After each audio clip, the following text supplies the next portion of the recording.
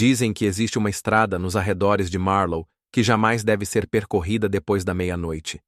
Os moradores a chamam de Rota Mercy, em referência ao velho hospital que apodrece no fim dela, escondido entre as árvores. As janelas estão tapadas com tábuas, o telhado afundado e os corredores cheios apenas de poeira e silêncio. O hospital está abandonado há décadas, mas a estrada que leva até lá parece viva e faminta.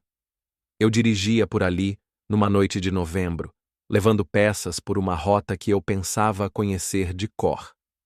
A névoa rastejava baixa, os pinheiros se inclinavam sobre o asfalto e o rádio chiava com uma estática que começou a soar demais como palavras. No início, eram apenas números, sussurrados um a um, claros e calmos, como se alguém estivesse sentado ao meu lado. Desliguei o rádio e, mesmo assim, a voz continuava. Foi então que a vi. Uma mulher de branco, parada no acostamento, de costas para mim. O vestido era pálido e limpo apesar da lama, e o cabelo escorria molhado pela névoa. Ela não se moveu quando meus faróis a alcançaram. Não virou, não acenou, apenas ficou ali, como se estivesse esperando desde sempre. Toda a história que eu já ouvira dizia para nunca parar. Mas a solidão te deixa corajoso de formas erradas. Diminui a velocidade, abaixei o vidro e chamei. A cabeça dela se virou com uma lentidão que me gelou mais do que o vento da noite. O rosto era pálido como porcelana, e quando falou, reconheci a mesma voz que eu ouvira no rádio. Por favor, ela sussurrou. Preciso ir para Mercy. O hospital, aquele que fechou depois que a tempestade arrancou parte do telhado, anos atrás. Um lugar que ninguém entrava sem voltar. Diferente. Minhas mãos apertaram o volante e por um longo instante pensei em seguir em frente. Mas quando pisquei, ela já estava na porta do passageiro, os dedos pálidos, tocando a maçaneta. Antes que eu pensasse melhor, ela entrou.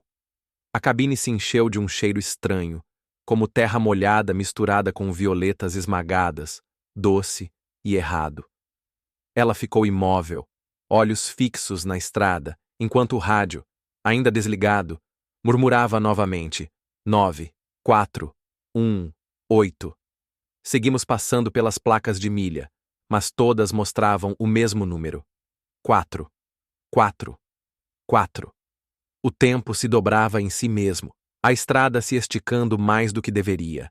A névoa se adensou até engolir as árvores, até que apenas o contorno do Hospital Mercy surgiu adiante, uma silhueta em ruínas. Tentei falar de novo.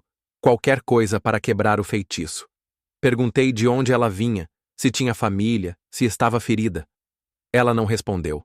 Apenas encostou a mão no vidro da janela, como se algo lá fora nos acompanhasse, passo a passo, escondido pela neblina. Eu não queria olhar, mas meus olhos me traíram. Por uma fração de segundo, vi formas caminhando ao lado do caminhão. Figuras sem rosto. Dezenas delas. Um frio pesado invadiu a cabine, tão úmido que meu fôlego embaçava o para-brisa mais rápido do que os limpadores conseguiam limpar. Os faróis piscaram, depois se firmaram. E na luz trêmula, as árvores se abriram para uma clareira, onde os portões do hospital esperavam, enferrujados, meio caídos, mas de alguma forma despertos, como se estivessem nos esperando. Ela se virou para mim finalmente. Os lábios se curvaram num sorriso quase imperceptível. Ele prometeu que voltaria por mim, murmurou, mas nunca voltou. Então eu continuo andando, continuo esperando. Os olhos brilhavam na luz do painel, não com vida, mas com uma memória teimosa demais para morrer. Quanto mais nos aproximávamos, mais o ar parecia vibrar, como se o próprio hospital puxasse o caminhão para dentro. Minhas mãos tremiam no volante, e os números do rádio ecoavam na minha cabeça, cada vez mais altos, até que já não sabia se os ouvia de fato, ou se estavam gravados dentro de mim. A mulher inclinou-se para a frente, o rosto iluminado pelos faróis contra os portões, e sussurrou: Estamos quase em casa. A estrada terminou diante dos portões. Meus faróis revelavam a corrente enferrujada, as janelas tapadas, a pintura descascada como pele morta. Ela abriu a porta e desceu sem ruído, o vestido arrastando no cascalho como fumaça.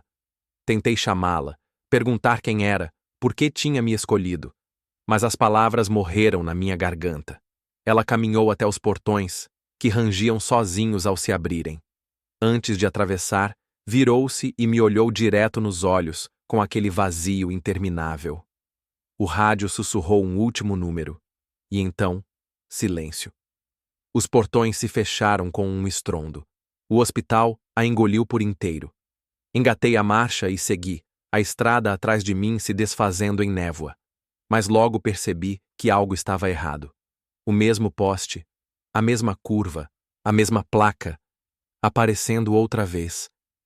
Era como se a estrada tivesse me prendido na história dela, forçando-me a dirigir em círculos infinitos.